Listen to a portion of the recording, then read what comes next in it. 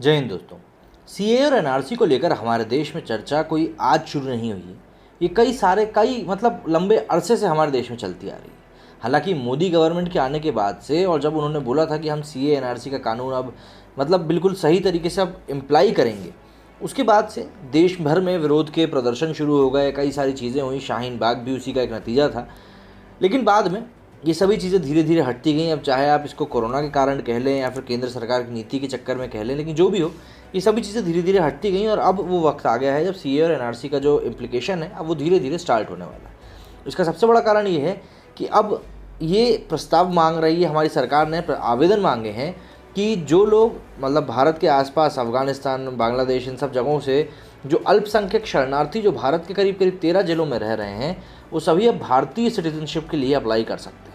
केंद्र सरकार ने शुक्रवार 29 मई को भारत के 13 जिलों में रह रहे अल्पसंख्यक शरणार्थियों को भारतीय नागरिकता देने का फैसला किया है। गृह मंत्रालय ने नागरिकता कानून 1955 और 2009 में कानून के अंतर्गत बनाए गए नियमों के तहत आदेश के तत्काल कार्यान्वयन के लिए अधिसूचना जारी करते हुए शरणार्थियों से आवेदन भी मांगे हैं। जानकारी के मुताबिक ये शरणार्थी गुजरात, राजस्थान, छत्तीसगढ़, हरियाणा और पंजाब समेत 13 जिलों में समय रह रहे हैं। गृह मंत्रालय ने अपनी अधिसूचना में कहा है कि नागरिकता कानून 1955 की धारा 16 के तहत मिली शक्तियों का इस्तेमाल करते हुए केंद्र सरकार ने कानून की धारा 5 के तहत ये कदम उठाया है।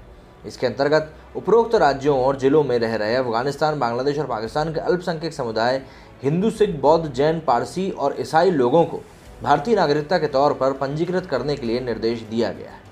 बता दें कि 2019 में लागू नागरिकता संशोधन कानून सीएए के तहत नियमों को अभी तक तैयार नहीं किया गया है, जिसमें बांग्लादेश, पाकिस्तान और अफगानिस्तान में उत्पीड़न के शिकार ऐसे अल्पसंख्यकों को नागरिकता प्रदान करने का प्रावधान है जो कि 31 दिसंबर 2014 तक भारत आ चुके थे। इन्हीं धार्मिक समूहों के संबंध रखने वाले लोगों को भारत की नागरिकता का पात्र बनाने के लिए नागरिकता कानून 1955 में संशोधन के लिए नागरिकता संशोधन विधेयक 2016 संसद में पेश किया गया था। गौरतलब है कि साल 2019 में जब केंद्र सरकार ने नागरिकता संशोधन कानून बनाया था तो इस कानून में 3 पड़ोसी देशों से भारत आई जनसंख्या, जो कि माइनॉरिटी में आती थी, हिंदू, सिख, बौद्ध, जैन, पारसी और ईसाई, इनको नागरिकता देने का प्रावधान था। लेकिन भारत में इसका भारी विरोध हुआ। कई बुद्धिजीवियों ने इस कानून को भारतीय मुस्लिमों के खिलाफ बताया और एनआरसी से जोड़ते हुए ये कहा कि भारत सरकार का यह कदम मुस्लिमों से उनकी नागरिकता छीन लेगा, जबकि इस संशोधन का मूल उद्देश्य भारत के नागरिकों से उनकी नागरिकता छीनना नहीं, उन्हें नागरिकता देना है जिन्हें पड़ोसी मुल्कों में उनके अल्पसंख्यक होने के नाते सताया गया।